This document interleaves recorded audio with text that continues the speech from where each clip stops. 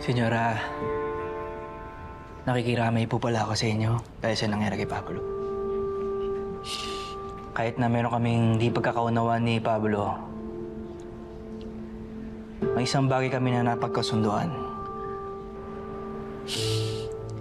Yung pagmamahal namin kay Catherine.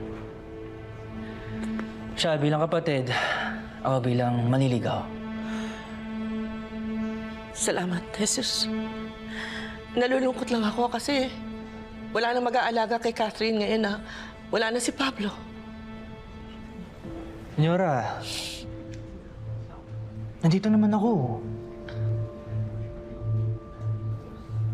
Kaya ko ipagtanggol si Catherine kahit anong mangyari. Ganun ko siya kamahal. Sigurado ka? Yes, senyora.